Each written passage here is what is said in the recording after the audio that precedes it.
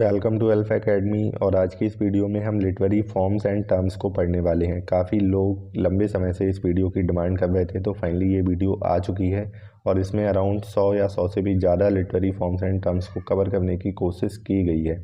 ये जो जितने भी टर्म्स हैं बहुत ही ब्रीफ में और बहुत ही सिंपल लैंग्वेज में आपको इस वीडियो में मिलेंगे और उससे भी ज़्यादा सिंपल लैंग्वेज में मैं इनको समझाने की कोशिश करूँगा।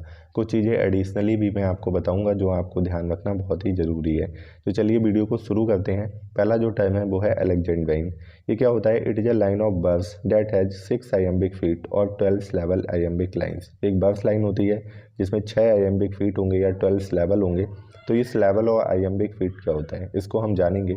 सबसे पहले सिलेबल जो होता है वो कोई वर्ड या पार्ट ऑफ वर्ड हो सकता है, मतलब वर्ड का एक हिस्सा हो सकता है या पूरा वर्ड हो सकता है जिसमें कम से कम एक वॉवल साउंड आना चाहिए, तो उसको हम सिलेबल बोलते हैं। सिलेबल दो तरह के हो सकते हैं, अनस्ट्रेस्ड या स्ट्रेस्ड। तो जब अनस्ट्रेस्ड सिलेबल को स्ट्रेस्ड सिलेबल फॉलो करेगा तब बनता है एक आइएम्बिक फुट। ओके, तो स्ट्रेस्ड क्या होता है, अनस्ट्रेस्ड क्या होता है? स्ट्रेस्ड होता है थोड़ा सा लंबा होगा जिस पे ज़्यादा जोर पड़ेगा बोलने में। अनस्ट्रेस्ड मतलब जिस पे ज़्यादा जोर ना डाला गया हो बोलने में और ये अपेक्षा में सॉफ्ट होगा थोड़ा सा। तो ये दो तरह के सिलेबल होते हैं, इन दोनों से मिलकर एक आइएम्बिक फुट बनता है। और जब 6 आइएम्बिक फीट किसी वर्ब्स लाइन में होते हैं तो उसको बोलते हैं अलेक्जेंड्राइन। आई होप आपको ये क्लियर हुआ होगा। सेकंड चीज़ मैं आपको बताना चाहूँगा, आपको नोट्स बनाने की ज़रूरत नहीं है। ये पीडीएफ जो है वो आपको मेरे टेलीग्राम चैनल पे मिल जाएगी, जिसका लिंक कमेंट बॉक्स और डिस्क्रिप्शन बॉक्स दोनों में ही मिल जाएगा। आप उस टेलीग्राम चैनल को ज्वाइन कीजिए, वहाँ से आप ये पीडीएफ डाउनलोड कर सकते हैं। आगे देखते हैं एलॉगरी। It is a narrative poem or prose which carries a second meaning beneath the immediate surface or second meaning along with its surface story। तो एलॉगरी एक तरह से एक नीति कथा होती है, मतलब ये मोरल टीचिंग देने के लिए जनरली लिखी जाती है। ये पोम भी हो सकती है, प्रोज में भी हो सकती है। तो इसके जो बेसिक जो स्टोरी होती है, जो इसकी सरफेस स्टोरी होती है, उसके पीछे कोई छुपा हुआ मीनिंग होता है, कोई शिक्षा देती है ये। एग्जाम्पल के लिए बनियान्स द पिलग्रिम्स प्रोग्रेस और स्पेंसर्स की फेरी क्वीन, ये इसके एग्जाम्पल हैं। अब अगला जो टर्म है वो है अलूजन। What is allusion? It is a brief and indirect reference to a person, place, thing और event। ये एक तरह से इनडायरेक्ट रेफरेंस होता है, किसी पर्सन को हो सकता है, किसी प्लेस को हो सकता है, या किसी चीज़ को, किसी घटना को, किसी को भी हो सकता है। जब एग्जाम्पल से ज़्यादा क्लियर होगा, chocolate cake is my Achilles heel. अब ये एक्लीज जो एक ग्रीक करेक्टर है, इसकी जो हील थी वो इसकी कमजोरी थी। तो यहाँ पे चॉकलेट केक को इसने एक तरह से एक्लीज हील का है, मतलब चॉकलेट केक क्या है, उसकी कमजोरी है। तो यहाँ पे इनडायरेक्ट रेफरेंस दिया गया है एक्लीज हील को। तो यहाँ पे एलूजन जो है ये एक तरह से फिगर ऑफ स्पीच भी होती है जो यहाँ पे आया है। अगला देखते हैं एन एक्रोनिज्म। ये एक तरह से काल भ्रम होता है, इसकी अगर शुद्ध हिंदी की बात करें, it is an error in chronology or something located at a time when it could not have existed or occurred. मतलब कोई ऐसी चीज़, ये एक तरह से मतलब क्रोनोलॉजी मतलब जो समय चक्र होता है उसमें क्या होती है, गलती होती है। कोई ऐसी चीज़ जो उस समय पाई गई हो जब वो उस समय एग्जिस्ट ना कर सकती हो या उस समय घटित ना हो सकती हो। जैसे कि जब एरोप्लेन इन्वेंट नहीं हुआ हो उस समय इतिहास में किसी एरोप्लेन के क्रैश होने की घटना का जिक्र है, तो वो वहाँ पे क्या है, एनाक्रोनिज्म है, मतलब वहाँ पे काल विलंब है, काल में त्रुटि है। ओके, नेक्स्ट देखते हैं एनाकोलोथन। तो ये क्या है, एक तरह से it is a broken sentence which lakhs a grammatical sequence. अगर बाहर का आपको कोई भी नॉइस सुनाई दे रहा है तो आप उसको इग्नोर कीजिए। ये एक तरह से ब्रोकन सेंटेंस होता है जिसमें ग्रामेटिकल स्ट्रक्चर जो होता है, सीक्वेंस होता है, उसकी कमी होती है, उसको बोलते हैं एनाकोलोथन। ओके, नेक्स्ट है एनाडिप्लोसिस। ये क्या होता है, it is a repetition of the final words of a sentence or line at the beginning of the next. मतलब किसी लाइन के जो फाइनल वर्ड्स होते हैं वो नेक्स्ट लाइन के जो शुरू वाले वर्ड होंगे उसमें वो फाइनल वर्ड रिपीट हो जाएंगे। जैसे एग्जांपल से एकदम क्लियर होगा, when I give my self. तो फाइनल में जो फाइनल वर्ड्स हैं वो आई गिव है, वो नेक्स्ट जो फ्रेज है उसके स्टार्टिंग में यूज हुए हैं। तो ऐसा कुछ होता है, तो वहाँ पे एनाडिप्लोसिस होता है। अगला है एनाग्राम। एनाग्राम क्या होता है, it is a word or phrase which is spelled by rearranging the letters of another word or phrase. मतलब किसी और वर्ड या फ्रेज के लेटर्स को री अरेंज करके जब दूसरा वर्ड बना दिया जाता है तो वो उसको बोलते हैं एनाग्राम। एग्जाम्पल के लिए बाइनरी के जब लेटर्स को हम अरेंज करके दूसरा वर्ड बनाएंगे तो क्या बनेगा, ब्रेनी। ओके, अब एनापेस्ट क्या होता है, ये एक तरह का मीटर होता है, मेट्रिकल यूनिट होती है। तो इसको आप ध्यान रखना, अभी अभी हमने सिलेबल्स पढ़े थे। तो जब इस तरह का स्ट्रक्चर फॉलो होता है, अनस्ट्रेस्ड, अनस्ट्रेस्ड एंड स्ट्रेस्ड, स्लैबल। तो इस तरह का जब स्ट्रक्चर फॉलो होता है तो इस तरह से जो मीटर बनता है उसको एनापेस्ट मीटर बोलते हैं। ओके, अगला है एनाफोरा। जैसे अभी हमने आयम्बिक पढ़ा था, आयम्बिक में क्या होता था, अनस्ट्रेस्ड उसके बाद स्ट्रेस्ड, इसमें 2 बार अनस्ट्रेस्ड है फिर स्ट्रेस्ड है, तो ये जो मीटर है वो कौन सा है, एनापेस्ट है, इसको आपको ध्यान रखना है।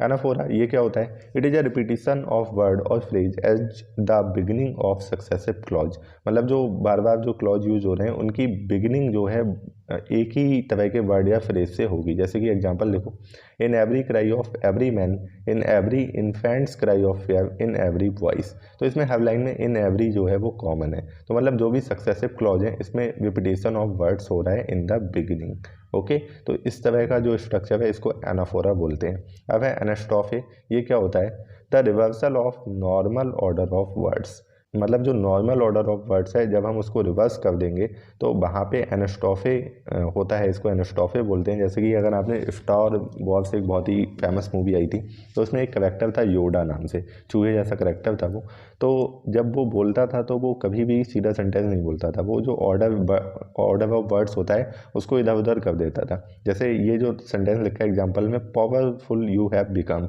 The dark side I sense in you, अब इसको हम सीधा पढ़ेंगे तो क्या बोलेंगे, यू हैव बिकम पावरफुल, ठीक है, I sense dark side in you, यही तो बोलेंगे ना। लेकिन इसका स्ट्रक्चर कैसा है, पावरफुल जो बाद में आना चाहिए उसको पहले कर दिया, powerful you have become, dark side जो बाद में आना चाहिए उसको पहले लिख दिया, the dark side I sense in you. तो इस तरह के जो सेंटेंस होते हैं इसको एनास्ट्रोफे बोलते हैं। तो योडा नाम का एक करेक्टर था स्टार वॉर्स मूवी में, वहीं से ये डायलॉग जो है वो लिया गया है। ओके, अगला है एनोनिम।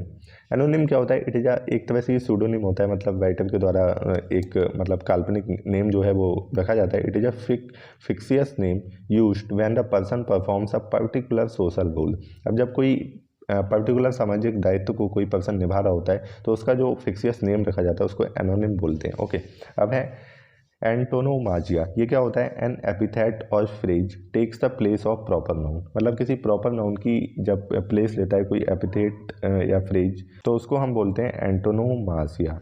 तो ये क्या होता है, जैसे शेक्सपियर को द बार्ड बोला जाता है, ठीक है, तो शेक्सपियर क्या है, एक तरह से एक प्रॉपर नाउन है, इसको हम द बार्ड से रिप्लेस कर सकते हैं, मतलब द बार्ड जो है वो शेक्सपियर को ही बोला जाता है, जैसे लिटिल मास्टर सचिन तेंदुलकर को बोला जाता है। तो ये जो एपिथेट जो उपाधियाँ इन्हें दी गई हैं तो इसी को एंटोनोमाचिया बोलते हैं। अगला एपोरिज्म क्या होती है, एक तरह की कहावत होती है, छोटी कहावत होती है, शॉर्ट सेइंग होती है, जैसे कि एग्जांपल दिया है, power tends to corrupt and absolute power corrupt absolutely. Okay, अगला है एप्लॉग, ये क्या होता है, it is a short moral story often with animal character. एक शॉर्ट मतलब एक छोटी मोरल मतलब नैतिक कहानी होती है जिसमें एनिमल कैरेक्टर्स को यूज किया जाता है। नेक्स्ट है अपोसियोपैसिस, ये क्या होता है, it is a rhetorical device to break off sentence in the middle of a sentence, मतलब सेंटेंस को बीच में तोड़ने के लिए। जैसे अगर विजुअल है, ठीक है, तो आप कोई बोलते बोलते रुक गए, आप समझ जाओगे। जब लिख रहे हैं और लिखते लिखते हमें रीडर को ये फील कराना है कि वो लिखते लिखते रुक गया, तो इस तरह हम क्या करते हैं, जनरली आपने देखा होगा 3 डॉट लगा देते हैं। आप एग्जाम्पल में देखो, डोंट गो देयर और एल्स, अब रुक गए, यहाँ पे 3 डॉट लगा दिए। इन 3 डॉट का मतलब क्या है कि ये सेंटेंस जो है वो बीच में टूट गया है, तो यहाँ पे इसको क्या बोलते हैं, एपोसियोपैसिस बोलते हैं। ओके, अगला है आर्काइज्म। आर्काइज्म क्या होता है, एक तरह से आर्काइक का मतलब ही होता है प्राचीन, ठीक है, the use of an old और ऑब्सलेट, ऑब्सलेट माने होता है अप्रचलित, तो ऐसे किसी पुराने या अप्रचलित वर्ड का जब हम यूज करते हैं ईडियम का तो उसको बोलते हैं आर्काइज्म। अब आर्चेटाइप क्या होता है, it is an original model on which something is pattern, मतलब एक कोई चीज़ जिसपे मतलब और चीज़ें जो हैं वो बेस्ड हो या पैटर्न हो तो उसको आर्चेटाइप बोलते हैं। अगला देखते हैं असेंडेड ऑन, ये क्या होता है, ये एक फिगर ऑफ स्पीच होती है जिसमें कंजंक्शन जो होते हैं उनको हटा दिया जाता है या मिटा दिया जाता है। ओमिट माने होता है मिटाना या हटाना। जैसे कि एग्जांपल देखिए, आई came I saw I conquered, क्या होना चाहिए, I came I saw and I conquered, लेकिन यहाँ पे कॉमा यूज किया बार बार, तो यहाँ पे कंजंक्शन जो है वो बिल्कुल भी हटा दिए हैं, तो यहाँ पे क्या है, असेंडेड ऑन है। ऑटोबायोग्राफी क्या होती है, ऑटोबायोग्राफी सबको पता है, an autobiography is the story of the author himself, ठीक है, जो ऑथर की खुद की कहानी होती है तो उसको ऑटोबायोग्राफी बोलते हैं। एवेंटगार्डी क्या होता है, एवेंटगार्डी कवर्स आर्टिस्ट्स और writer whose ideas are ahead of their time, मतलब ऐसे राइटर या ऑथर जिनके जो आइडियाज़ होते हैं, जिनके जो विचार होते हैं वो अपने समय से आगे होते हैं, उसको अवेंट गार्डे बोलते हैं। एक्जॉइंग एक स्वयं सिद्ध कहावत है जिसको प्रूफ करने की ज़रूरत नहीं पड़ती है। It is a self evident preposition that needs no proof. मतलब ये खुद में जो है वो अपने आप प्रूफ है, इसको प्रूफ करने के लिए किसी चीज़ की ज़रूरत नहीं है, उसको बोलते हैं एक्जॉइंग। ओके, शायद मैं प्रोनाउंस हो सकता है कुछ चीज़ों का गलत कर रहा हूँ, लेकिन आप जो मीनिंग है उसको समझने की कोशिश कीजिए। अगला है बैलेड। अब ballad is a poem with story usually simple and varying in size. ठीक है, it deals with some patriotic और रोमांटिक थीम। तो बैलेड क्या है, एक पोम होती है या कोई कहानी होती है जो मतलब सिंपल होती है और साइज में वेरी कर सकती है, मतलब छोटी बड़ी कैसी भी हो सकती है। इसकी जो थीम होती है वो पैट्रियोटिक या रोमांटिक दोनों तरह की हो सकती है। तो it is associated with folk tradition. It was originally written to be sung for the bards और वॉन्डरिंग सिंगर्स। तो ये जो स्टार्टिंग में ये मतलब जो घूमते फिरते सिंगर होते थे या फिर जो लोग होते थे समूह में, ये लोग इसको गाया करते थे। इसको बैलेड की शुद्ध हिंदी होती है गाथा गीत। ओके, अब आते हैं बैथॉस पे। बैथॉस क्या होता है? अ चेंज फ्रॉम अ सीरियस, ये एक तरह की फिगर ऑफ स्पीच होती है, मैं बता दूं बैथॉस भी। A change from a serious subject to a ridiculous in writing और स्पीच। मतलब जब आप कोई सीरियस मुद्दे पे बात कर रहे हो, अचानक से किसी रिडिकुलस या बेकार की बात पे आ जाएं, तो ये जो सडन चेंज होता है उसी को बैथॉस बोलते हैं। जैसे कि व्हेन हस्बैंड्स और when lap dogs breathe their last. तो ये जो ब्रेथ देयर लास्ट होता है मतलब वो आखिरी बार उन्होंने सांस ली, अब मर गए। तो हस्बैंड की तुलना यहाँ पे लैप डॉग से कर दी गई है। मतलब पहले हस्बैंड की बात कर रहे हैं, अचानक से लैप डॉग ले आए। तो एक तरह से मतलब जब आप किसी सीरियस चीज़ के बारे में बात कर रहे हैं, उसके बाद आप किसी रिडिकुलस चीज़ पे आ गए, तो वहाँ पे क्या है? बैथॉस है। अब बायोग्राफी क्या होता है? तो बायोग्राफी सबसे पहले तो आप जान लो, Dryden is the first to use the term biography in 1683। इसको आप ध्यान रखना, पहली बार ड्राइडेन ने इस टर्म को यूज किया था। एंड ये क्या होता है? ये किसी इंडिविजुअल की हिस्ट्री ऑफ द लाइफ होती है। ऑटोबायोग्राफी जो होती है वो खुद लिखी जाती है, बायोग्राफी कोई भी लिख सकता है, लेकिन ये किसी एक पर्टिकुलर इंडिविजुअल से रिलेटेड होती है, उसकी जो लाइफ अकाउंट्स ऑफ लाइफ हैं वही होते हैं बायोग्राफी के अंदर। अब अगला पढ़ते हैं blank verse. It is unrhymed verse usually in iambic pentameter verse of 5 feet. मतलब ये अनवाइम्ड होती है और जनरली आयमिक पेंटामीटर में होती है। और आयमिक पेंटामीटर क्या होता है? वर्स ऑफ 5 फीट, मतलब इसमें 5 जो हैं वो आयाम होंगे। अब बॉर्जियस ड्रामा क्या होता है? It is a realistic drama which presents aspects of middle class. मतलब इसमें मिडिल क्लास सोसाइटी को दिखाया जाता है जिस ड्रामा में, तो उसको बोलते हैं बॉर्जियस ड्रामा। ओके, बर्लेस्क क्या होता है? It consist of comic skits and shortens. मतलब ये एक तरह से बर्लेस्क का मतलब ही वही होता है कि जिसमें थोड़े हास्य सीन हो या फिर बहुत जल्दी जल्दी चीज़ें चेंज हो, तो इस तरह की चीज़ों को क्या बोलते हैं? बर्लेस्क बोलते हैं। अब कैडेंस माने शुद्ध हिंदी इसकी ताल होती है। It is rhythm in poetry and prose produce by stressed and unstressed verse. मतलब जो स्ट्रेस्ड एंड अनस्ट्रेस्ड वर्स के द्वारा जो विदम पोइट्री और प्रोज में प्रोड्यूस की जाती है उसको कैडेंस बोलते हैं। ठीक है, मतलब ताल होना बहुत ज़रूरी है।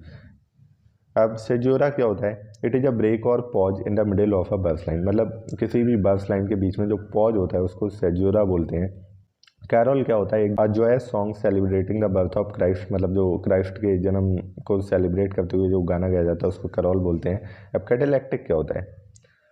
Catalectic, it is a metrical incomplete line of verse. It lacks one or more syllable in the final metrical foot. मतलब ये metrical incomplete line of verse होती है, इसमें एक या एक से ज़्यादा syllable जो होते हैं वो मिसिंग होते हैं, किसमें? फाइनल मेट्रिकल फुट में। ओके, बात समझ में आई? मतलब ये मेट्रिकली अनकम्प्लीट इनकम्प्लीट होती है, सॉरी। कैथारसिस क्या होता है?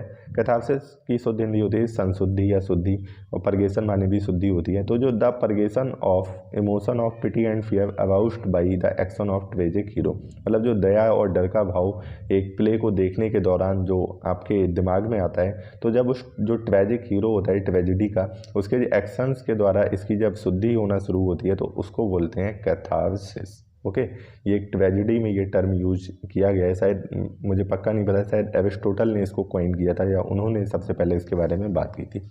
अब आगे देखते हैं causerie. It is an informal talk or an article. मतलब कोई भी इनफॉर्मल टॉक एंड आर्टिकल होता है कॉजवी। सॉबिनिज्म क्या होता है? फेनेटिकल पैट्रियोटिज्म। मतलब आप किसी भी चीज़ की तरफ अगर आपका कट्टर रुझान है तो उसको सॉबिनिज्म बोलेंगे, चाहे वो कोई भी चीज़ क्यों ना हो।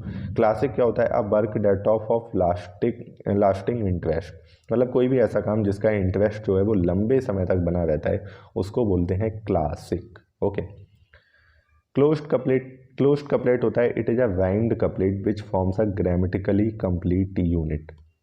कपलेट दो लाइनों की पंक्तियाँ होती हैं, जनरली दो लाइन होती हैं जो आपस में एक दूसरे में राइम कर रही होती हैं, और ग्रामेटिकली ये कंप्लीट होती है, और जनरली ये आयम्बिक पेंटामीटर में होती है। आपने अगर शेक्सपियरियन सोनेट पढ़ी होंगी तो उसमें आपने पढ़ा होगा कि 4 तो क्वार्टरेंस होते हैं और एंड में एक राइमिंग कपलेट होती है, तो वो जो राइमिंग कपलेट होती है वो क्लोज्ड कपलेट होती है। ओके, नेक्स्ट है क्लोजेड ड्रामा। क्लोजेड ड्रामा वो ड्रामा होता है जिसको परफॉर्म कम किया गया हो, पढ़ा ज़्यादा गया हो, उसको क्लोजेड ड्रामा बोलते हैं। It is a play which is more read than performed. Okay, बात समझ में आ गई होगी। कोलाज क्या होता है? कोलाज होता है quotations, allusions and foreign expressions are merged in poems. जब ये सारी चीज़ें एक पोम में डाल दी जाती हैं तो बन जाता है कोलाज। कोलेट क्या होता है? Comparing critically a text. जब एक टेक्स्ट को आप क्रिटिकली कंपेयर करते हो तो उसे कोलेट बोलते हैं। अब कॉमेडी क्या होता है? Comedy is an intimation of characters of a lower type usually having a happy ending. मतलब जो करेक्टर होते हैं कॉमेडी में वो लोअर टाइप के होते हैं, बहुत ज़्यादा हाई फाई करेक्टर नहीं लिए जाते हैं, और जनरली जो कॉमेडी होती है उसमें हैप्पी एंडिंग होती है। लाइकवाइज अगर आप ट्रेजेडी की बात करो तो ट्रेजेडी में क्या होता है? ट्रेजेडी में जनरली जो हीरो होता है वो मर जाता है, इसीलिए उसका नाम ट्रेजेडी है। और इसमें जो करेक्टर होता है या जो ही मतलब लोग होते हैं वो बहुत ही हाई प्रोफाइल होते हैं, उनका बर्थ जो है वो बहुत नॉवल होता है। ज़्यादातर राजा महाराजाओं या बड़े बड़े लोगों की बातें की जाती हैं ट्रेजेडी में, और कॉमेडी में ठीक इसके उलट जो सिंपल नॉर्मल करेक्टर होते हैं उन्हीं से ह्यूमर जो है वो प्ले में क्रिएट किया जाता है। तो कॉमेडी और ट्रेजेडी में ये डिफरेंस है। ट्रेजेडी में जनरली या मोस्टली हैप्पी एंडिंग नहीं होती है, कॉमेडी में मोस्टली हैप्पी एंडिंग ही होती है। अब कॉमेडी ऑफ मैनर्स क्या होता है? तो पहले तो हमने कॉमेडी की बात की। जो कॉमेडी होती है उसमें क्या होता है? करेक्टर्स ऑफ जो intimation of characters of a lower type. लेकिन कॉमेडी ऑफ मैनर्स में जब sophisticated member of an aristocratic society हम ले लेते हैं तो वो बन जाता है कॉमेडी ऑफ मैनर्स। मतलब हम जो कुलीन तंत्र, एरिस्टोक्रेटिक का मतलब होता है कुलीन तंत्र होता है, इस समाज के लोग जब हम कॉमेडी में डाल देते हैं तो वो बनता है कॉमेडी ऑफ मैनर्स। अब कॉमनवेल्थ लिटरेचर क्या होता है? तो इट कवर्स, कॉमनवेल्थ का मतलब ये होता है, कॉमनवेल्थ जो एम्पायर रहा था तो ब्रिटेन ने जहाँ जहाँ कॉलोनाइजेशन किया था तो वो सारे देश कॉमनवेल्थ में आते हैं। तो उन सारे देशों का जो लिटरेचर है, उन सारी कंट्रीज का लिटरेचर है, उसको हम कॉमनवेल्थ लिटरेचर बोलते हैं। तो इंग्लिश में भी एक बार पढ़ लेते हैं। It covers the literary works from those countries which once had been a part of the British Empire. अब क्रिटिसिज्म में क्या होता है? One who does the act of judging which called a critic. ठीक है, जो एक्ट ऑफ जजिंग करता है मतलब जो जज करता है एक आर्टिस्टिक वर्क को, उसको क्रिटिक बोलते हैं।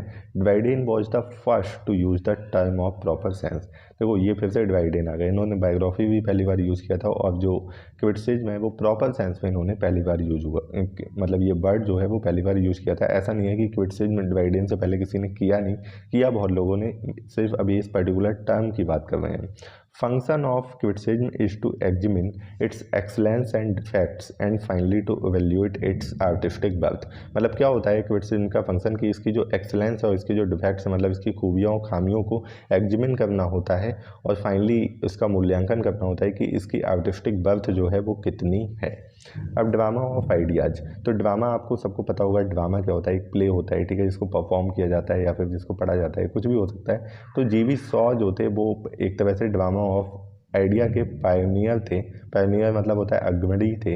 It is a type of discussion play, एक तरह से डिस्कशन प्ले होता है। In it ideas clash, hostile ideologies reveal problem, such drama has little action, there is only discussion, the conflict comes through the opposing ideas of different character. मतलब इसमें कहने का मतलब है इसमें जो एक्शन है वो कम होता है, बातें ज़्यादा होती हैं, डिस्कशन ज़्यादा होता है, और जो कन्फ्लिक्ट होता है ड्रामा में वो जो डिफरेंट कैरेक्टर हैं उनकी जो डिफरेंट आइडियोलॉजी है, उनकी जो सोच है, उनके जो विचार हैं, उसी के द्वारा ड्रामा में कन्फ्लिक्ट पैदा होता है, किसी काम के द्वारा नहीं। जैसे आप अगर शेक्सपियर के प्लेज पढ़ोगे तो उसमें कुछ चीज़ें होती हैं, जैसे कि अगर हैमलेट की बात ले लें तो उसमें किंग को मार दिया गया था, उसकी वजह से बहुत सारे उसमें सीरीज ऑफ मर्डर्स प्लान होते हैं। मैकबेथ आप पढ़ोगे, इतने सारे मर्डर्स होते हैं, उसकी वजह से वो प्ले चलता रहता है, उसमें बातें कम है, काम ज़्यादा है।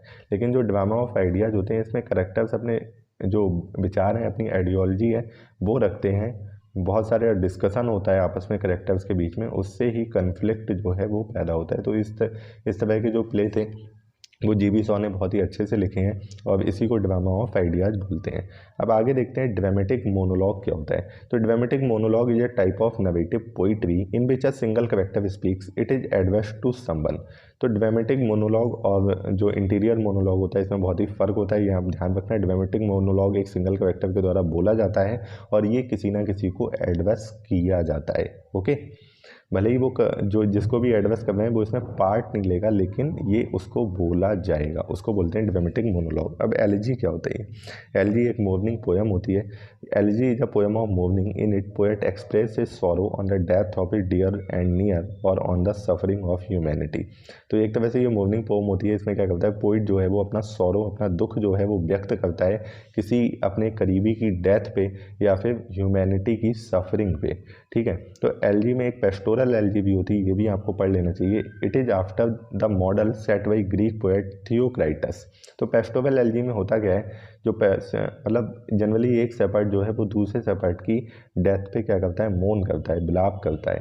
ठीक है, अब अगला पढ़ते हैं एपिक। एपिक क्या होता है? An epic is a long narrative poem with a heroic theme and elevated style.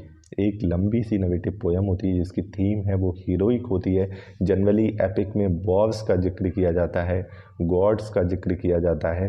तो ये सारी जब इतनी ग्रैंड थीम जो ली जाती है और इसको लिख के जब कोई बहुत ही बड़ी नरेटिव पोएम लिखी जाती है तो उसको एपिक बोलते हैं। और इसका अगर हम एग्जाम्पल की बात करें तो इंडिया में महाभारत एक एपिक है। इसमें भी एक बैटल की बात हुई है और बहुत ही नोबल बैटल था और बहुत उसकी थीम भी बहुत हीरोइक थी। ऐसी जॉन मिल्टन ने पैराडाइज लॉस्ट लिखा है, तो वो भी अपने आप में एक बहुत ही ग्रैंड एपिक है। उसमें भी जो उसकी थीम है वो बहुत ही ग्रैंड है। उसमें बात की गई थी जो लूसीफर था उसने जो रिवोल्ट किया था अगेंस्ट द गॉड, तो उसकी थीम भी बहुत ही अपने आप में एक आइकॉनिक है।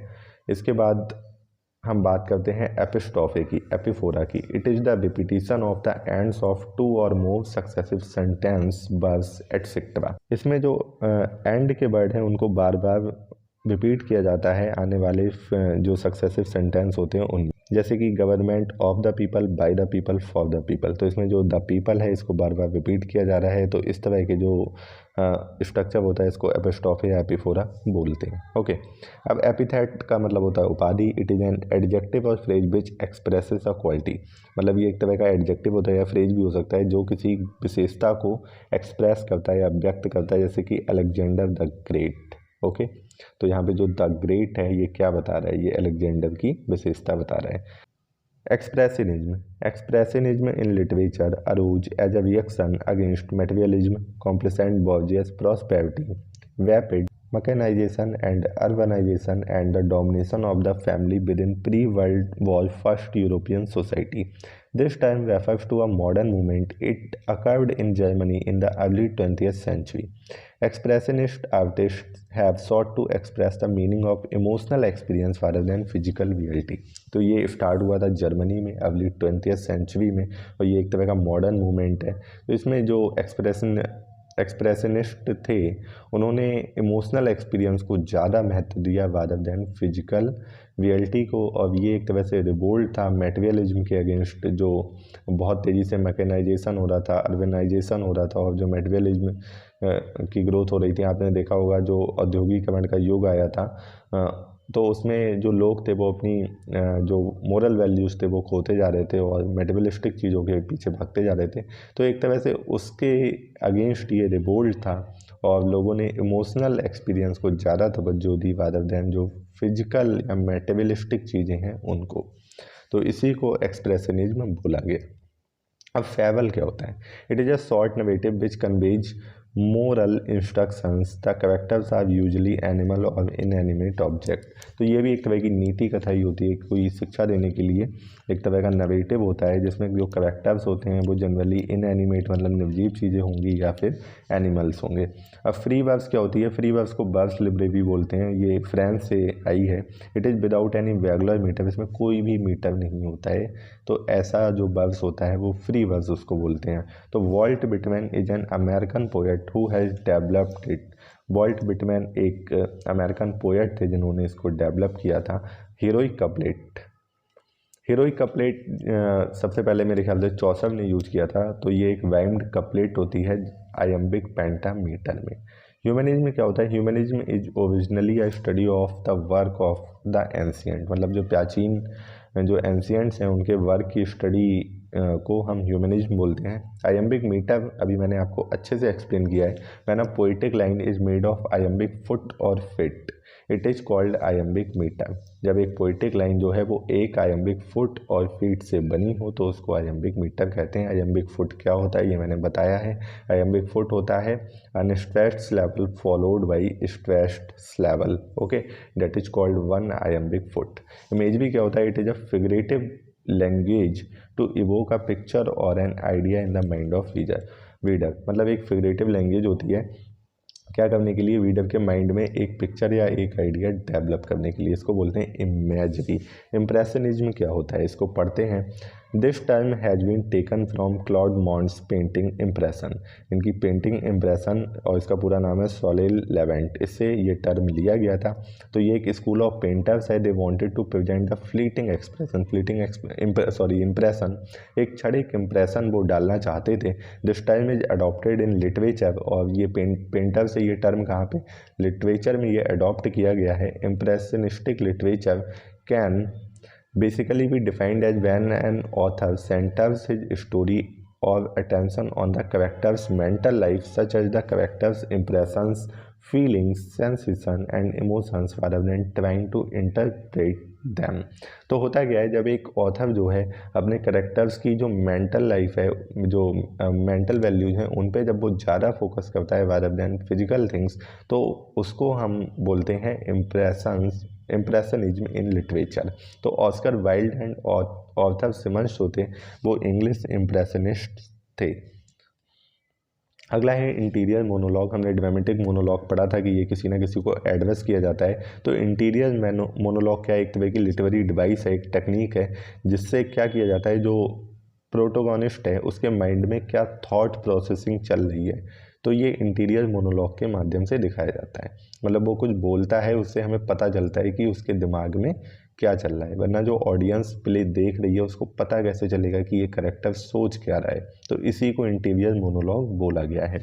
इंटरलूड क्या होता है, it is a short performance when farcical usually sandwiched between the acts of a long play.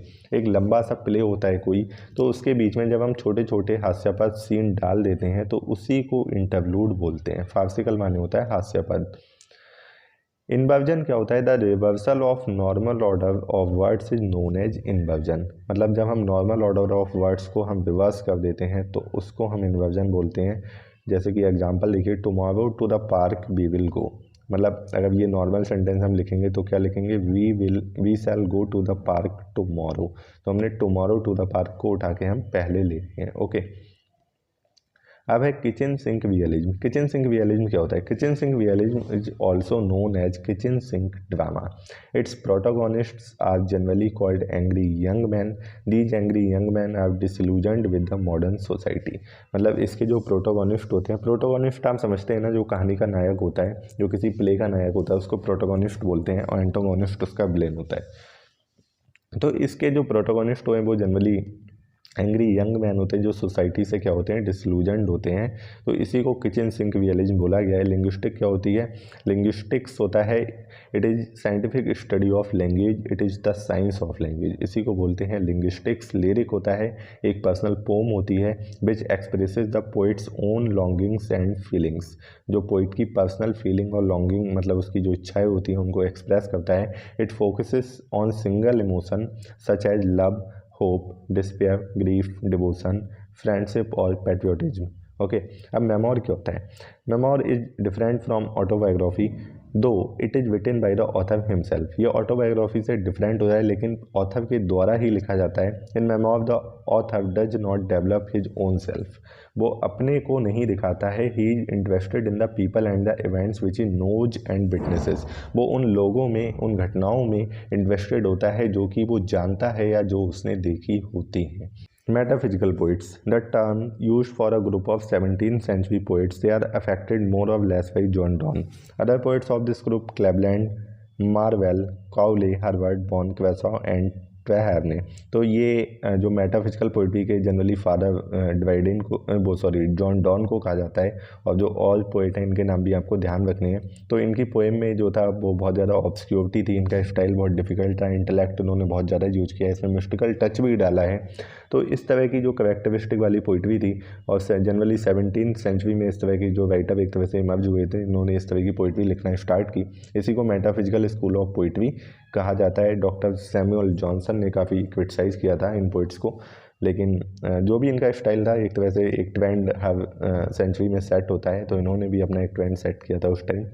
अब मीटर के बारे में हम पढ़ेंगे। Meter is the pattern of stressed and unstressed level. जरूरी नहीं है स्ट्रेस्ड पहले आए, बाद में भी आ सकता है, मतलब एक तरह से इन दोनों ही लेवल का जो पैटर्न होता है उसको मीटर बोलते हैं। मॉक एपिक, अब mock epic is the parody of serious form of the epic, मतलब जो एपिक की सीरियस फॉर्म होती है उसकी जो पैरोडी है, एक तरह से मजाक के रूप में उसको प्रस्तुत जब हम करते हैं तो उसको बोलते हैं मॉक एपिक।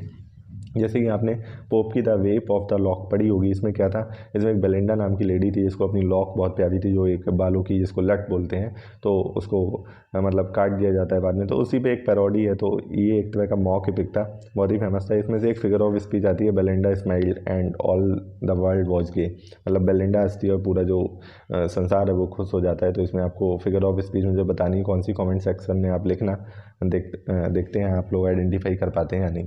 मॉडर्निज्म क्या है? मॉडर्निज्म एक मूवमेंट है which begins in the late 19th century और in the early 20th century. This movement is related to visual art, music, literature and drama, मतलब इन सारी चीज़ों को इस मूवमेंट ने अफेक्ट किया था। It rejects the old Victorian standard, जो विक्टोरियन एज थी उसके बाद ही मॉडर्न एज आई थी, तो इसने जो पुराने विक्टोरियन ख्यालात थे उनको रिजेक्ट कर दिया।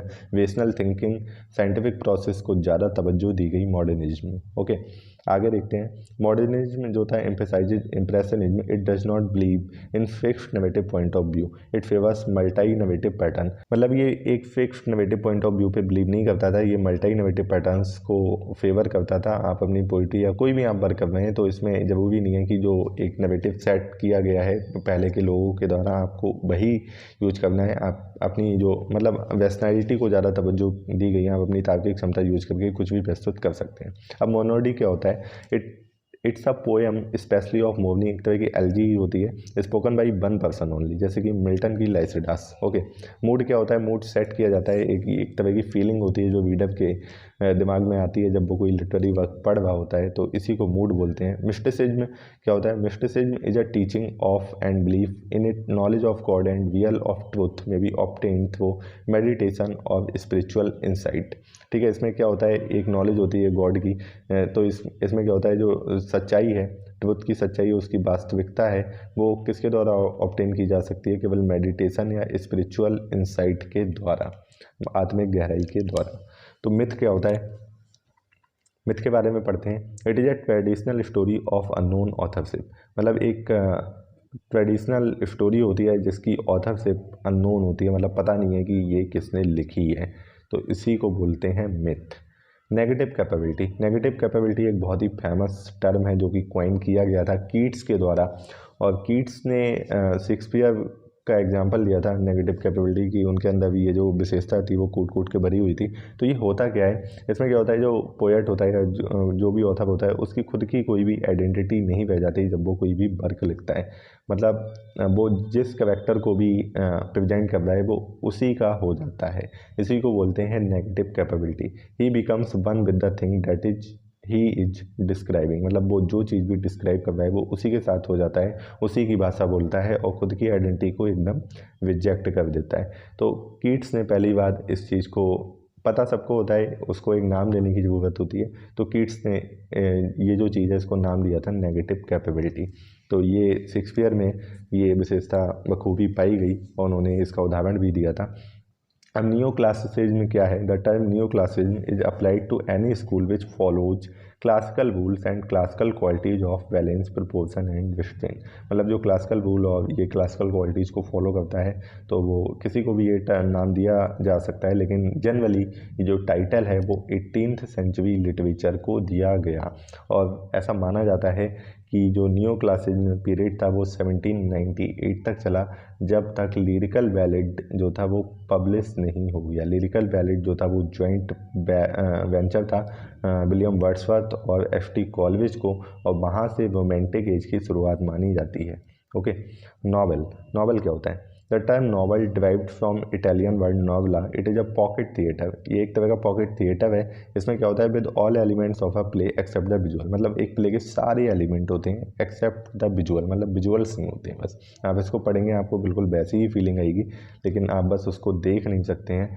A novel should be between 60,000 और 70,000 वर्ड्स एंड 2 लाख वर्ड, मतलब इसके बीच में एक नॉवल, एक तरह से एक वर्ड लिमिट दी गई है कि इसके बीच में जो होता है वो एक नॉवल हो सकता है। इससे ज़्यादा भी हो सकता है, लेकिन इससे कम होने का सवाल नहीं होता है। नॉवलेट क्या होता है? It is a work of fiction which is shorter then a novel but larger than a short story. मतलब अगर इन जो वर्ड लिमिट इसमें दी गई इससे अगर कम है तो उसको हम नॉवलेट बोलेंगे। तो ये एक नॉवल से तो छोटा होता है, लेकिन एक शॉर्ट स्टोरी जो होती है वो उससे लंबा होता है। अब ओड क्या होता है? ओड एक तरह की कविता ही होती है। An ode is a lyric in the form of an adverse, मतलब ये किसी को एडवर्स की जाती है। इसका स्टाइल, इसकी थीम जो होती है वो थोड़ी सी डिग्निफाइड होती है। In ancient Greece it was sung by a number of people on some important occasion, मतलब किसी इंपॉर्टेंट ओकेजन पे एंशियंट ग्रीस में ये एक नंबर ऑफ पीपल के द्वारा गाए जाते थे। It expresses the feeling of whole nation और ट्राइब, ये एक संपूर्ण देश या किसी कबीले की पूरी फीलिंग्स को एक्सप्रेस करता है। अब जो ओड हैं वो बहुत तरह के हो सकते हैं, जैसे पिंडारी कोड। पिंडारी कोड जो थे वो written to celebrate praise and glorify someone, मतलब ये किसी को प्रेज करने के लिए या किसी को ग्लोरीफाई करने के लिए लिखे गए। अच्छा, पिंडारी कोड के 3 पार्ट होते हैं, वो भी हम आगे पढ़ लेंगे। होरेसियन ओड जो थे modelled on the matter tone and form of the odds of women Horace. Women Horace ने जो ओड लिखे थे उस पर ये मॉडल थे, और ये शॉर्ट होते हैं, मतलब छोटे होते हैं पिंडारिक ओड से। अब हमने पिंडारिक पढ़े, होरेसियन पढ़े, तीसरे जो होते हैं इर्रेगुलर ओड। तो आप ध्यान रखना, इसमें मैं बहुत ज़्यादा डिटेल में आपको ओड नहीं पढ़ा रहा हूँ। अगर आपको डिटेल में पढ़ना है तो आप ओड अगर आपको पढ़नी है तो आप विकीपीडिया की हेल्प ले सकते हैं, लेकिन आपको एक बेसिक आइडिया लग जाएगा कि होता क्या है। इर्रेगुलर ओड क्या होते हैं? इनको काउलियन ओड भी बोलते हैं।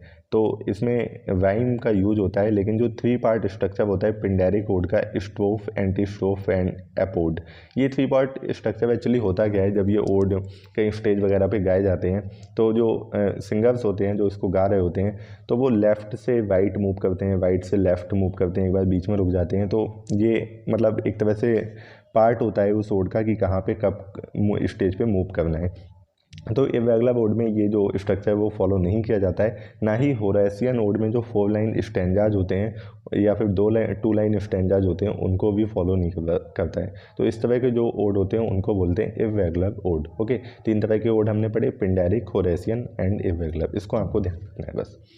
अब ओडिपस कॉम्प्लेक्स क्या होता है? It is a complex of males who have a desire of पजेज the mother sexually. थोड़ा ऑड लग रहा होगा सुनने में, लेकिन ऐसा जो जनरली ये टर्म दिया गया है वो काफ़ी यूज भी हुआ है लिटरेचर में, वो इसको बोलते हैं ओडिपस कॉम्प्लेक्स। ओके, अब पैथेटिक फॉल्सी क्या होता है? The fallacy of attributing human feelings to inanimate objects is known as pathetic fallacy, मतलब जब हम ह्यूमन फीलिंग्स को किसी इनएनिमेट ऑब्जेक्ट से जोड़ देते हैं तो उसको पैथेटिक फॉल्सी बोलते हैं। जैसे कि द फ्रेंडली सन, तो सन तो फ्रेंडली नहीं हो सकता है क्योंकि उसमें कोई जान ही नहीं है, उसमें कोई फीलिंग्स ही नहीं है, लेकिन अगर फिर भी हमने फ्रेंडली जो एक तरह से ह्यूमन फीलिंग है उसको जब हमने इसमें डाला है तो यहाँ पे ये जो इसको बोला जाता है पैथेटिक फॉल्सी। ओके, अगला है pathos. Pathos stirs the emotion of pity, sympathy and sorrow. It becomes an experience in life. It is felt through words, pictures and also through gestures. The emotional surface of audience is stirred through pathos. Generally author uses it to invoke sympathy from audience. तो generally होता गया pathos एक literary device होती है जो author use करता है अपनी ऑडियंस से सिंपैथी गेन करने के लिए, उनकी इमोशनल स्टेट को जगाने के लिए। और ये जो है ये वर्ड से, पिक्चर से या जेस्चर से, किसी के भी थ्रू ये फील की जा सकती है, तो इसको हम पैथोस बोलते हैं। अब पोएट लॉरेट क्या होता है? A poet who is officially appointed to the English royal household is known as poet laureate. John Dryden was the first poet laureate, held the position in 1668। तो England में जब royal house hold उनका चलता था तो वो एक poet laureate को नॉमिनेट करते थे, और जब तक उसकी डेथ नहीं होती थी तब तक अगला पोएट लॉरेट नहीं बनता था, उनकी डेथ के बाद ही नेक्स्ट पोएट लॉरेट बनता था। तो उस समय का जो प्रोमिनेंट कोई फिगर रहता होगा उसको पोएट लॉरेट बनाया जाता था और उसकी डेथ के बाद किसी और को बनाया जाता था। तो ये प्रथा काफ़ी लंबे समय से चली आ रही थी इंग्लैंड में। और जॉन ड्राइडेन जो हैं वो 1668 में इंग्लैंड के पहले ऑफिशियली जो थे वो पोएट लॉरेट बने। हालांकि अनऑफिशियली बेन जॉनसन का भी नाम लिया जाता रहा है। तो अगर ऑफिशियली बात करें तो John Dryden officially first poet laureate थे। और अगर एक बहुत ही फेमस पोएट है आपका पीजीटी जो सिलेबस उसमें लगे हुए हैं, विलियम वर्ड्सवर्थ को भी पोएट लॉरेट रखा गया था, बनाया गया था।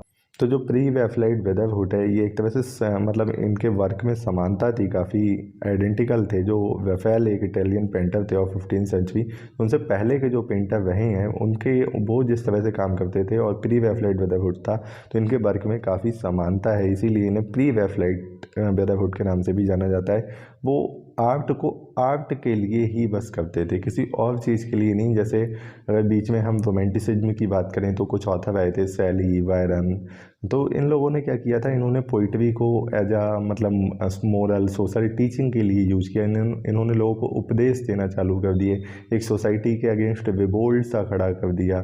तो इस तरह की चीज़ों के फेवर में प्री वेफलाइट ब्रदरहुड के जो लोग थे वो नहीं थे। वो बस आर्ट को आर्ट की तरह ही रखना चाहते थे, उसको कोई पॉलिटिकल या सोशल एजेंडा नहीं बनाते थे। तो they do not like to introduce any reform, उन्हें किसी सुधार से मतलब नहीं था, उन्हें आर्ट को बस आर्ट ही रहने देने के फेवर में थे। अब आता है प्रॉब्लम प्ले। प्रॉब्लम प्ले क्या है? A form of drama that emerged in the 19th century as part of realism, dealing with contentious social issues through debates between the characters on stage, who typically represents conflicting points of view within a realistic social context। मतलब होता क्या था, ये एक ऐसा drama होता था जिसमें उस समय की कॉन्टेम्प्ररी जो सोशल इशूज़ थे वो डिस्कस किए जाते थे, जो करेक्टर्स थे ऑन स्टेज वो डिबेट किया करते थे इन प्रॉब्लम्स पे। तो इसी को प्रॉब्लम प्ले बोला गया है। अप्रोच क्या होता है? Prose is a language of exact description and exact thinking with unrhymed lines. मतलब जो एकदम सटीक वर्णन होता है और जो उस समय सोच रहे हैं बस वही लिख देना बिना किसी इनडायरेक्ट रेफरेंस के या बिना किसी राइमिंग के, तो उसको हम बोलते हैं प्रोज। ओके। अब प्रोटोगोनिस्ट एक लीडिंग कैरेक्टर होता है ड्रामा में। इसके बाद आता है साइकोलॉजिकल नोवेल। साइकोलॉजिकल नोवेल क्या होता है? Psychological novel is concerned with the inner lifes of character rather than the intricacies of plot. Intricacy का मतलब होता है जटिलता। तो जो प्लॉट है उसकी इंट्रिकेसी पे फोकस ना करके ये कैरेक्टर की इनर लाइफ्स पे ज़्यादा फोकस करता है। जैसे आज के अगर आप मॉडर्न टाइम्स की बात करें तो प्लॉट जितना ज़्यादा कॉम्प्लेक्स होता है तो उतना ही ऑडियंस को मज़ा आता है। किसी अगर कोई मूवी हम देखने जा रहे हैं तो मतलब जितना वो अपने आप में वो प्लॉट इंगेज करता है ऑडियंस को वो मूवी उतनी ही अच्छी लगती है। अब बात करते हैं अगर हम किसी दूसरी मूवी की जिसमें कोई प्लॉट नहीं है, कोई कहानी नहीं है, बस जो उस कहानी में जो करेक्टर हैं उनकी लाइफ पे फोकस किया गया है कि वो क्या कर रहे हैं, कैसे जी रहे हैं, उनके इमोशंस क्या हैं। तो अगर इस तरह की चीज़ें तो हमें वो मूवी पसंद नहीं आती। लेकिन कई बार इस तरह की मूवी भी बनाई जानी चाहिए क्योंकि बहुत ज़रूरी है जानना कि एक पर्सन अंदर से क्या फील करता है। तो जब इस तरह की चीज़ें लिखी जाती हैं तो इसको साइकोलॉजिकल नोवेल कहते हैं, जो करेक्टर की इनर लाइफ्स पे फोकस करता है, ना कि उनकी प्लॉट पे या उसकी कहाँ जा रहा है, कैसा है, इस तरह की चीज़ों पे। तो इसको साइकोलॉजिकल नोवेल बोलते हैं। अब आगे आते हैं रिडक्शन। रिडक्शन एक प्रोसेस होता है एडिटिंग का। जब कोई टेक्स्ट पब्लिकेशन के लिए जाता है तो उसे सेंसर या उसको मतलब कुछ पार्ट है वो उसको हटाया जाता है, सेंसर किया जाता है फॉर लीगल और सिक्योरिटी पर्पसेस के लिए। तो इसी को रिडक्शन बोलते हैं। अब रिफॉर्मेशन क्या था? रिफॉर्मेशन एक मूवमेंट था ड्यूरिंग वेनिसा। ये एक तरह का रिलीजियस मूवमेंट था, एक तरह का रिवोल्ट था against the Roman Catholic church. ये हेनरी 8 के टाइम में शुरू हुआ था। ऐसा कहा जाता है कि हेनरी 8 जो थे उनकी जो वाइफ थी तो उनसे उनका कोई लीगल जो हेयर था वो प्रोड्यूस नहीं हो रहा था। तो Henry eight just wanted to divorce his wife and wanted to remarry again, but the Roman Catholic church was against it. वो नहीं चाहते थे, ऐसा कोई प्रावधान नहीं था उस समय। रोमन कैथोलिक जो रिलीजन था, जो क्रिश्चियंस थे, उसमें ऐसा कोई डाइवोर्स का वो नहीं था। तो हेनरी एट ने क्या किया, उस समय जो पोप थे उन्होंने शायद उनको अनुमति नहीं दी थी दोबारा मैरिज करने के लिए, अपना जो शादी थी उसको खारिज करने के लिए। तो इन्होंने पूरा चर्च का सिस्टम ही बदल दिया। पोप को जो है एक तरह से उसकी अथॉरिटी से हटा दिया और खुद ही जो चर्च है उसके हेड बन गए। तो इस तरह से एक तरह से ये बिगिनिंग थी। ऐसा नहीं है कि यही एक कारण था, बहुत सारे कारण थे। लोग परेशान हो गए थे उस समय चर्च के रूल से, तो बहुत सारे रिफॉर्म्स आए, रिलीजियस रिफॉर्म्स आए, लोगों ने बोलना शुरू किया, लोग बाइबल पढ़ना चाहते थे। अभी तक क्या होता था कि जो बता दिया जाता था चर्च की अथॉरिटीज़ द्वारा वही लोग मानते थे, किसी को पता नहीं था। फिर धीरे धीरे लोगों ने बाइबल खुद से पढ़ना शुरू की, उसकी कॉपियाँ छपी, तो लोगों को रिलीजन की सही समझ आना शुरू हुई। तो ये अर्ली 16 सेंचुरी में ये सब हुआ था। तो इसी को रिफॉर्मेशन कहा गया। तो कुछ इसके लीडर हैं, जैसे मार्टिन लूथर भी इसमें एक बड़ा नेम है इस मूवमेंट में। तो इससे एक नया जो रिलीजन था वो इमर्ज हुआ, जिसको प्रोटेस्टेंट कहा गया, जो थोड़ा सा ज़्यादा लीनियंट था रोमन कैथोलिक से। तो आई होप आपको क्लियर हुआ होगा। अब पढ़ते हैं विजनलिज्म क्या होती है। Regionalism is a tendency to set literary work in a particular region. मतलब किसी लिटरेरी वर्क को एक पर्टिकुलर रीजन में जब सेट किया जाता है वो बार बार उसी पे लिखते रहते हैं, तो उसको विजनलिज्म कहते हैं। जैसे हार्डी ने एक नाम यूज़ किया है बेसेक्स अपने नॉवल में, एक रीजन। उन्होंने बेसेक्स पे इतने ही नॉवल लिखे हैं, मतलब बेसेक्स आपको बहुत सारी जगह पे हार्डी के नॉवेल्स में मिल जाएगा। तो मतलब उन्होंने ये एक विजन अपने नॉवेल्स में सेट किया है, तो इसी को विजनलिज्म कहा गया है। अब वेनिसा, अब रिफॉर्मेशन जो था वो रेनिसा का पार्ट था, रिफॉर्मेशन वेनिसा नहीं है। वेनिसा में बहुत सारी चीज़ें हुई थी, और ये जो पीरियड था ये पीरियड ऑफ अवेकनिंग था, इनलाइटनमेंट था, the birth of new learning था। यहाँ लोगों ने नए सिरे से सोचना स्टार्ट किया। जो पुरानी चीज़ें चली आ रही हैं, जो पुराने रीति रिवाज परंपराएं, उनसे बाहर आके लोगों ने नई धारणाओं को धारण किया। तो it is a period in European history marking the transition from the Middle Ages to modernity. देखो अब हर एज अपने आप में मॉडर्न होती है अगर वो नई एज आती है। And covering the 15th and 16th century characterized by an effort to revive and surpass ideas and achievements of classical antiquity। तो ऐसा कहा जाता है जो वेनिसा में जो एलिजाबेथन पीरियड था, जब क्वीन एलिजाबेथ, जब हेनरी 7th एंड हेनरी 8 के बाद में जो जो ट्यूडर मोनोआर्क जिनको बोला जाता है, तो एलिजाबेथ का जो रूल था 1558 से 1603 तक, it was the most flourishing and golden time of English literature. इसी के टाइम जो शेक्सपियर थे वो भी बॉर्न हुए, उन्होंने भी अपने काफ़ी प्लेज लगी, यूनिवर्सिटी वेट्स आए, उन्होंने काफ़ी कंट्रीब्यूशन दिया अपना लिटरेचर में, इंग्लिश लिटरेचर में। तो लोगों ने नए सिरे से सोचना स्टार्ट किया। एक तरह से शेक्सपियर की जो एज थी उसको भी रोमांटिसिज्म आप कह सकते हैं। जो उन्होंने जिस तरह के प्लेज लिखे, मतलब एक तरह से उन्होंने कल्पनाओं को ज़्यादा तवज्जो दी बजाय रेशनल थिंकिंग के। तो रोमांटिसिज्म में भी यही हुआ था। कवि जो थे वो अपनी कल्पनाओं में गए, दूर दराज के इलाकों में गए, नेचर को सर्च करने गए। उन्होंने रियलिस्टिक चीज़ों पे नहीं लिखा, सोसाइटी पे नहीं लिखा, कोई मोरल प्रीचिंग्स नहीं दी। इसी को तो रोमांटिसिज्म कहते हैं। तो ये जो था उस समय का एरा, इससे लोग जो थे वो पुरानी धारणाओं, पुराने बंधनों से बाहर निकल के आए और उन्होंने नए सिरे से सोचना शुरू किया। वेनिसा को हिंदी में पुनर्जागरण कहते हैं। भारत में भी आपने जब भारत में इतिहास पढ़ते हैं भारत का, तो आप पुनर्जागरण काल पढ़ते हैं तो आपको पता है उसमें पुनर्जागरण काल में क्या हुआ। पुनर्जागरण क्या होता है? फिर से जागना, री अवेकनिंग। उस जब भारत का पुनर्जागरण पढ़ते हैं तो आपके दिमाग में राजा राम मोहन राय का नाम आता होगा, स्वामी दयानंद सरस्वती का नाम आता होगा, स्वामी विवेकानंद, आर्य समाज, ब्रह्म समाज, ये सारे नाम आते होंगे। तो इन्होंने क्या किया? इन्होंने धर्म में सुधार लाए, सोसाइटी में सुधार लाए, लिटरेचर में भी बहुत सारे सुधार हुए थे उस समय। तो उस समय के कवि थे, लेखक थे, उन्होंने लिखना शुरू किया। तो यही सारी चीज़ें उस समय बहुत पहले, हमारे टाइम में शायद 18th या 19th सेंचुरी में आके ये चीज़ें हुई थी। उस समय जो हुआ था वेनिसा यूरोप में, वो 15th सेंचुरी में हुआ था। तो ये फ़र्क है। तो आई होप आपको वेनिसा क्लियर हुआ होगा। अब वाइम किसे कहते हैं? The rhyme is the repetition of syllables. The repetition occurs at the end of a verse line. It is repetition of similar sound in the final stressed syllables. जो final stressed syllable होता है तो उसी का repetition होता है हर line में, तो इसी को राइम बोलते हैं। तभी तो राइम बनती है, जब एक ही ऐसा साउंड बार बार हर लाइन में आएगा तभी तो राइम फॉर्म होगी। What is romance? This word means chivalry and love. It gives peep into virtue like duty, courage and boldness to highlight the character of the hero. इन सारी virtue में ये झांकता है जिससे जो हीरो है उसका करेक्टर जो है वो हाईलाइट होता है। अब सैटेनिक स्कूल क्या होता है? ये एक डेरोगेटरी मतलब अपमानजनक टर्म है। पहली बार सऊदी के द्वारा यूज किया गया था, उन्होंने रेफ़र किया था इसको वायरन, मोरिस, सैली हंट। ये सारे लेट रोमांटिक पोएट थे। जो अर्ली रोमांटिक्स थे वो उसमें नाम लिया जाता है William Wordsworth, Coleridge and Saudi का। तो ये बाद वाले रोमांटिक्स थे और इनको एक डेरोगेटरी टर्म से सऊदी ने बुलाया था जिसको सैटेनिक स्कूल ऑफ पोइट्स बोलते हैं। उसने ऐसा इसलिए बुलाया क्योंकि इन्होंने इनके जो आइडियाज़ थे वो बहुत ही रेडिकल्स थे। मैंने अभी बताया इन लोगों ने अगेंस्ट सोसाइटी एक रिवोल्ट सा मोर्चा सा खोल रखा था। ये मतलब जो सोशल बिलीफ्स थे, जो सारी चीज़ें उस समय थी इनके कंटेम्प्रेरी जो भी इनकी एज थी, उन सारी चीज़ों की ये अगेंस्ट थे, उनके विरोध में लिखते थे।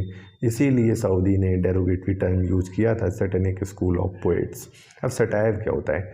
Satire is the species of wit, it ridicules the vices and follies of the age. Satire एक तरह से मतलब किसी की कमियां या खामियों को एक हास्यास्पद तरीके से दिखाने को सटायर कहते हैं अगर सही मायनों में कहा जाए। अब सोलिलॉक्वाई क्या होता है? सोलिलॉक्वाई एक तरह से आत्मभाषण होता है जो करेक्टर खुद से बातें करता है। Soliloquy is the speech that character speaks to himself और हरसेल्फ और to the people watching rather than to the other characters. मतलब या तो वो खुद से बोलता है या लोगों से बोलता है, जो और करेक्टर होते हैं प्ले के उनसे नहीं बोलता है। तो ये एक तरह से ड्रामा की लिटरेरी डिवाइस है। ओके, ये आपको ध्यान रखना है। सोनेट एक 14 लाइन की पोम होती है और इसकी एक पर्टिकुलर राइमिंग स्कीम होती है। बेसिक फॉर्म ऑफ सोनेट्स जो हैं वो एक पेट्रार्कन है, शेक्सपियरियन है। तो पेट्रार्कन सोनेट्स जो हैं, अब बहुत ज़्यादा डिटेल में नहीं जाएंगे, वैसे तो सोनेट में पढ़ने को बहुत कुछ है, लेकिन आपको शॉर्ट में बता देता हूँ। दो तरह की सोनेट हैं, पेट्रार्कन है, शेक्सपियरियन है। पेट्रार्कन सोनेट में ऑक्टेव और सेस्टेट दो चीज़ें होती हैं, मतलब 14 लाइन होती हैं, तो 8 हो चाहे 14 हो गए। ऑक्टेव में 8 लाइन्स होती हैं और सेस्टेट में 6 लाइन्स होती हैं। कुल मिला के 14 लाइन्स होती हैं। वेल शेक्सपियरियन सोनेट्स में भी ऐसा नहीं है, 14 लाइन्स ही होती हैं, लेकिन इसका जो पैटर्न है वो थोड़ा चेंज होता है। 3 क्वार्टेन्स होते हैं। क्वार्टेन्स का मतलब उसमें 4 लाइन होती हैं, एक क्वार्टेन में 4 तो 3 में 12, और इसके बाद एक एंडिंग कपलेट में 2 लाइन होती हैं, तो 12 और 2 14, मतलब इसमें भी कुल मिला के 14 लाइन्स होती हैं। बस इन दोनों का जो स्ट्रक्चर है वो अलग है।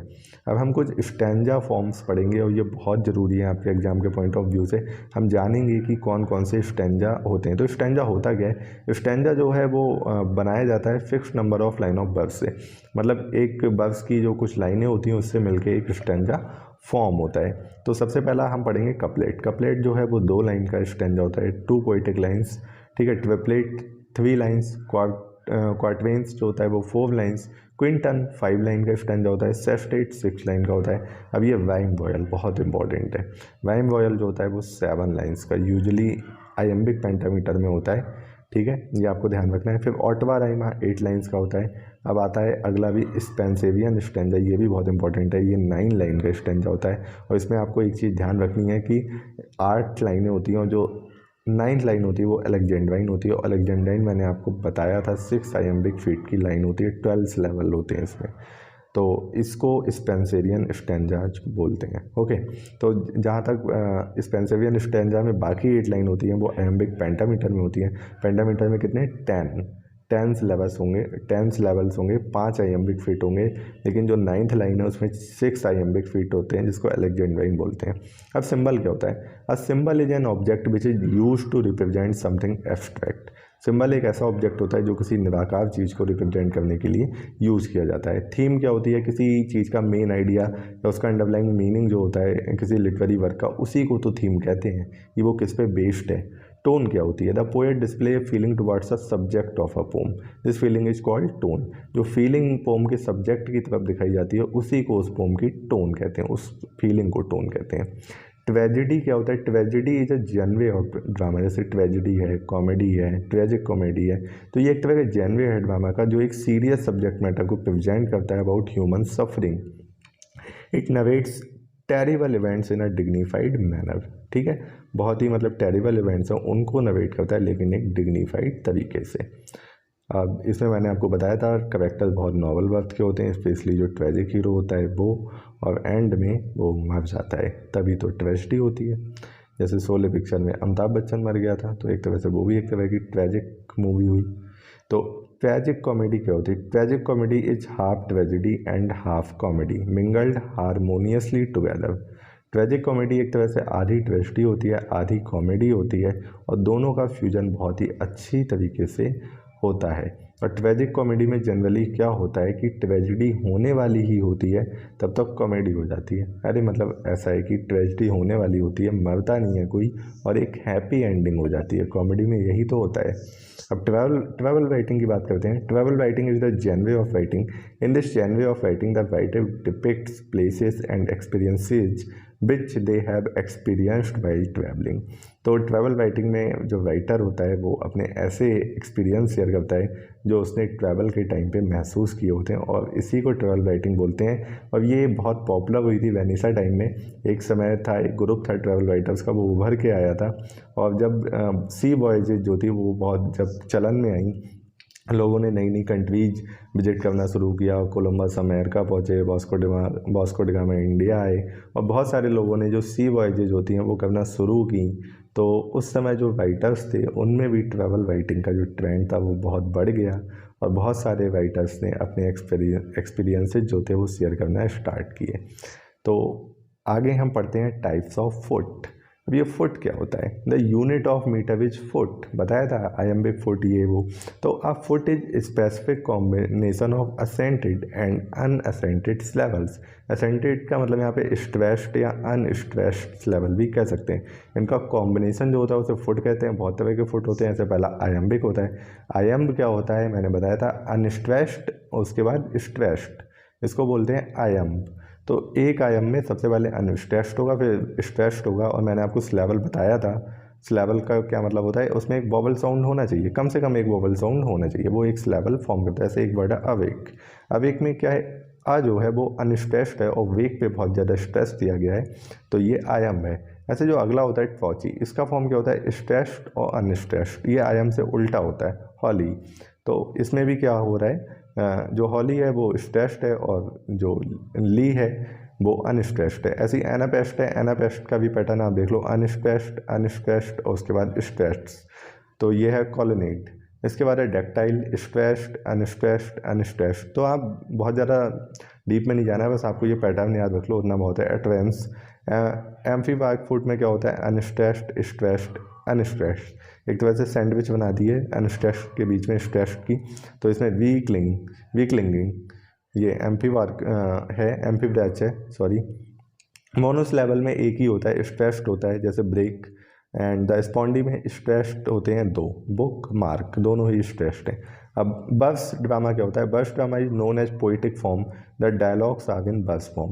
मतलब एक ड्रामा है जनरली प्रोज फॉर्म में होता है, तो ये बर्स ड्रामा जो है वो पोइटिक फॉर्म में होगा, और जो डायलॉग हैं वो भी बर्स फॉर्म में होंगे। So this is end of the video, and I hope आपको वीडियो पसंद आई होगी। अगर वीडियो पसंद आई है तो चैनल को लाइक कीजिए, सब्सक्राइब कीजिए, और इसे अपने दोस्तों में शेयर कीजिए। प्लीज़ सब्सक्राइब दिस चैनल, बहुत ही मेहनत लगती है एक वीडियो को बनाने में, और आपको ऐसे ही बहुत अच्छी वीडियो मिलती रहेंगी।